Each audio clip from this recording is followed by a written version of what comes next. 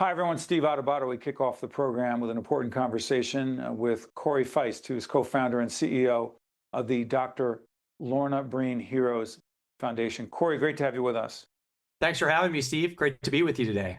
You got to tell everyone who Dr. Lorna Breen was and why her legacy matters so much. Dr. Lorna Breen was an emergency medicine physician and physician leader in New York City who died by suicide at the peak of the pandemic in April of 2020.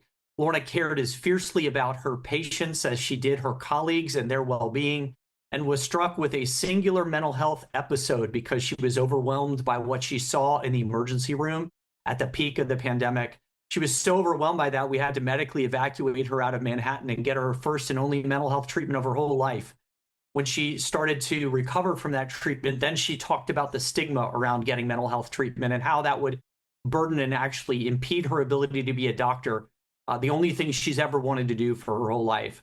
Lorna took her life on April 26, 2020, and thrust her story and our family and now our foundation into a national spotlight where we are envisioning this future where systems care for health workers as fiercely as healthcare workers care for others. And we're really trying to redesign that from the inside out. But Lorna was really the symbol for many in the country of health workers need to be taken care of. They care for others so deeply. It's time we look at them and say, we care about you too. And that's what our foundation has been doing since the summer of 2020 when we began it. And Corey, your family connection to Dr. Breen, describe it. And I'm married to her little sister, Jennifer. So Lorna was my sister-in-law. Lorna was the crazy aunt to 8 nieces and nephews, including 2 of my kids. As I read about Dr. Breen, loved snowboarding, hanging out with her 8 nieces and nephews, as you said, appeared to love life and be committed to her work, particularly during the horrific period. You got to realize if she took her own life on April 26, 2020, that means the pandemic was raging at that point. We talk so much when we've done programming around suicide, looking for signs, but were there any? No, not really, Steve. I mean, well, let me take you back. So this happened in about a 3 to 4 week time. So Lorna was getting her MBA at Cornell. She was at the top of her game. She had never had a mental health episode in her life. But she contracted COVID and it knocked her down. And then she did what so many firefighters on 9/11 did, which is run back into that burning building.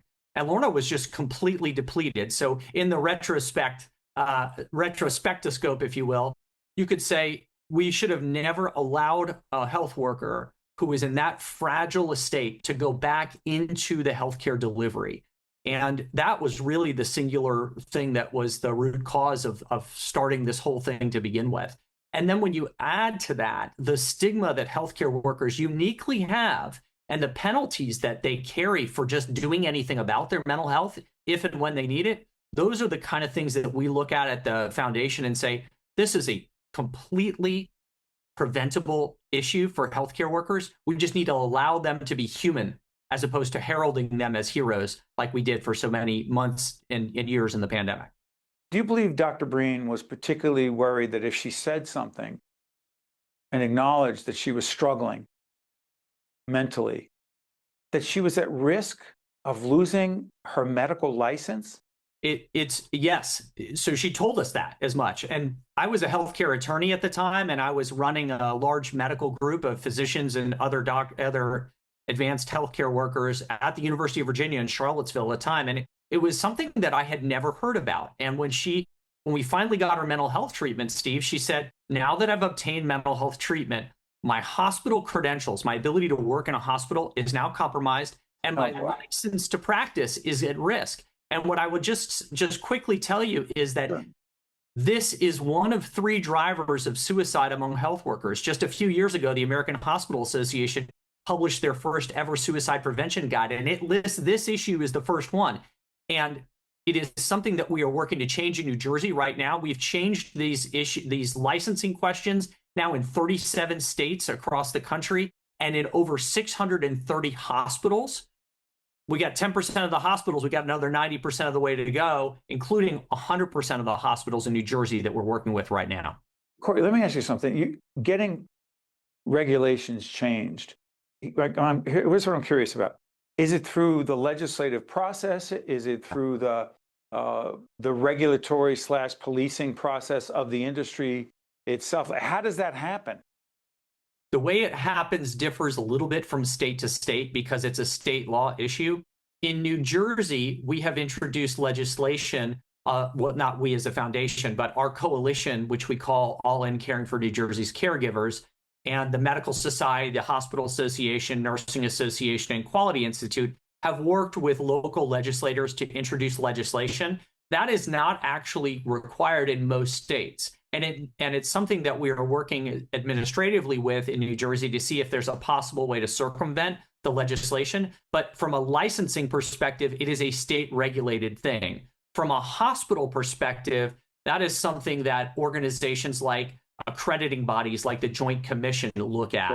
Right. And they've all said, stop asking these questions. It then becomes an issue of enforcement. For us as a foundation, what we're doing is we're teaching them how to do it, and we're recognizing them for making the changes and then communicating the changes to their workforce so the workforce can understand what the rules are. You know, Steve, one of the tragedies upon tragedies, and you've picked up on this, is that Lorna was convinced she was going to lose her medical license and her hospital credentials. But as we've done the research, New York State never even has a question on their licensing application about this. Now, Lorna had only ever worked there. Why isn't it something that she knew? Well, it could have saved her life if she had known it. On the hospital side, we believe that the questions were probably inappropriate, although we've not been able to verify it from her hospital. So I think that this is one of those issues where we need to change this across the country, and then we must communicate what the new rules are to the healthcare workers. And your funding, you're a not-for-profit, as we are a not-for-profit media company. Your funding comes from where? We'll put up the website right now. Yeah, we've been funded by individuals, by grants, by foundations. We've been supported by Johnson & Johnson and many other organizations who have a deep commitment to taking care of health workers. And so that's how we are funded, yeah. Final word to all of us who've been patients, family members of patients who have been served so well by healthcare professionals. What can and should the rest of us who are so dependent upon extraordinary physicians like Dr. Breen, what could and should we be doing? Got a minute left. Yeah.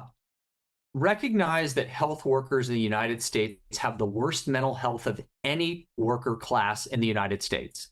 The CDC and NIOSH published a report about this 2 years ago. NIOSH is an acronym for? The National Institute for Occupational Safety. Okay.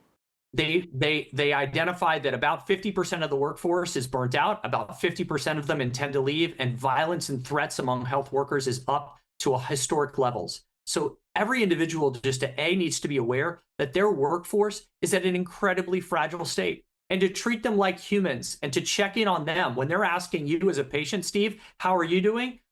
Take a pause and say, actually, how are you doing? Are you taking care of yourself? What can we do as patients to support you? I think that would go an incredibly long way, and it's something that every person has the ability to do from coast to coast. Corey, thank you. We appreciate it. You've made a difference. Thank you so much. That's Corey Feist, who's the co-founder and CEO of the Dr. Lorna Breen Heroes Foundation. We'll be right back. Think Tank with Steve Adubato is a production of the Caucus Educational Corporation. Funding has been provided by Johnson & Johnson, RWJ Barnabas Health, Let's Be Healthy Together, Kane University, PSEG Foundation, Horizon Blue Cross Blue Shield of New Jersey, the New Jersey Economic Development Authority, the Turrell Fund, a foundation serving children, Valley Bank, and by NJM Insurance Group. Promotional support provided by NJBIA and by NJ Biz. Here at Kane University, everyone gets their chance to climb higher. Michael came to Kane and found his passion for healthcare, and now he's a doctor. After Trisha graduated, her graphic design work was featured in the New York Times. Samantha is studying athletic training and finding her path through an internship with the New York Giants. Real students, real stories, real success. Cougars climb higher. Kane University,